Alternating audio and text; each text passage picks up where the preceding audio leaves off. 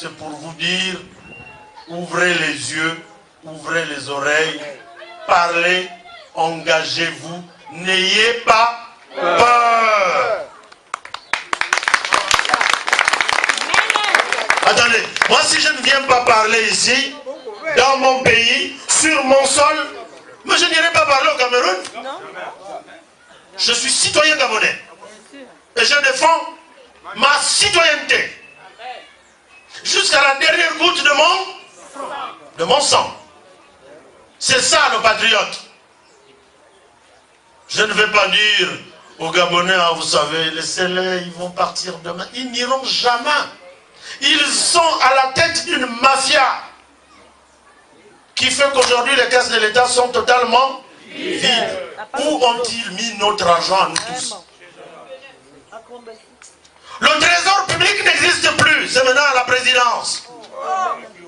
Mais oui.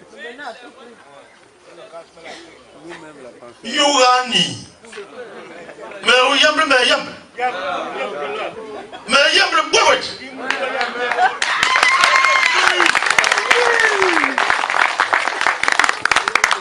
le trésor public doit être là où il a été installé.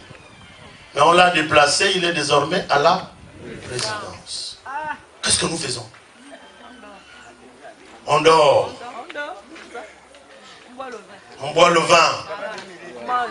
On mange, on fume le chanvre.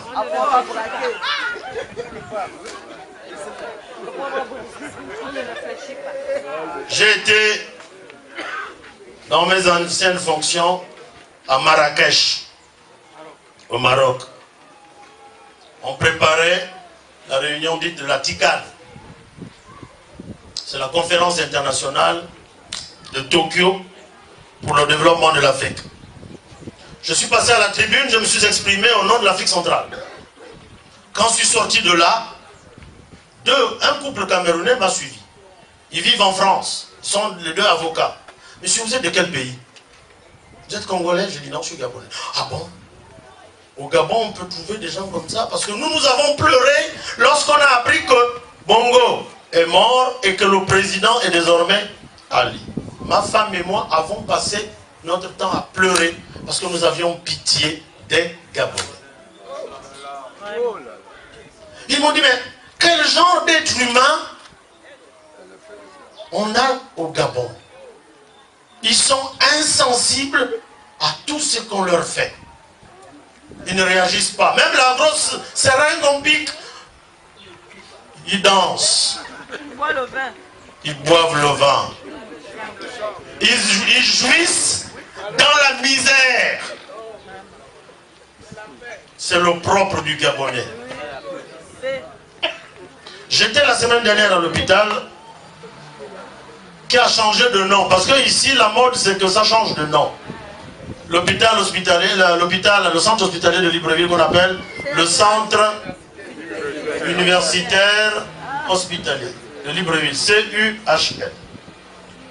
Mon oncle a été opéré d'une hernie, je suis allé là-bas. Mais sa tension a monté. Donc pour aller pisser dehors, et puis quand il regarde, je lui dis, mais il est de l'Ébamba. Je lui dis, mais papa, il n'y a pas de WC ici, il n'y a pas de... Il dit non, il y a les toilettes, mais il n'y a pas d'eau. Dans un hôpital, le premier au Gabon, il n'y a pas d'eau. Donc les malades vont faire les besoins dehors, dans la nature, pour continuer à polluer l'environnement. Mais comment peux-tu aller à l'hôpital et aller attraper une maladie au lieu de sortir en étant guéri? Même l'eau, il faut amener du quartier. J'ai vu des bidons, il n'y a pas d'eau. Oui. Non, non, il n'y en a pas. Oui. Moi, ma femme était hospitalisée là-bas. Nous sommes tous interpellés. Moi, je ne suis pas allé en politique pour avoir de l'argent. Sinon, j'ai une retraite, une bonne retraite qui peut me permettre de vivre tranquillement. Mais je me dis, si on ne se lève pas pour dire halte à ce qui se fait, c'en est terminé pour nos enfants et nos petits-enfants. Les Gabonaises et les Gabonais vivent un génocide à ciel ouvert. Un génocide à ciel ouvert. il faut que nous fassions attention. Nous sommes interpellés. Dans 100 ans, on parlera de nous. Au passé, bien sûr, mais on parlera de nous comme étant, ayant été des incapables, des lâches, des hommes et des femmes qui n'ont pas su parler. On dit dans la Bible qu'au début était la parole. Et la parole était Dieu. Il faut parler. Mais ça ne coûte rien de parler. Les gens ont même peur de parler. Un quartier comme celui-ci, vous vous constituez en collectif des habitants de Ngongo qui n'ont pas d'eau, qui n'ont pas d'électricité, qui n'ont pas de route. Votre collectif fait du bruit, ils penseront à vous. J'ai vu ici la semaine où il y a 10 jours, le maire du premier arrondissement entouré des gens de la SCG, comme quoi ils étaient dans le premier arrondissement pour sensibiliser la population. Attendez, la SCG est devenue une affaire du PDG. Oh! J'ai vu Malonga, j'ai vu Boussengé qui était mon agent, j'ai vu d'autres. On confond la politique, donc le PDG, avec la SCG. Mais quand ils viennent comme ça, ne les recevez pas, chassez-les. Dites-leur que c'est un devoir. Devoir d'apporter l'eau et l'électricité à nous tous, la SCG. Ils sont là pour travailler pour nous tous. Ils sont au service du citoyen que nous sommes. C'est le service public. Donc on ne devait pas aller gratter la tête pour qu'on nous donne le service qu'ils nous doivent. Surtout que ce service est payant. Là aussi, c'est un pan important que nous avons eu à analyser. J'ai été dans cette société jusqu'à un très haut niveau de directeur. J'en sais quelque chose. Nous avons des solutions à apporter. Parce qu'on met toutes les taxes dedans pour que vous souffriez. Vous ne consommez pas l'eau. À la fin, vous recevez une facture de 100 000. Mais j'ai consommé quoi? Là aussi, un collectif des habitants de Ngongo doit se constituer pour faire entendre raison.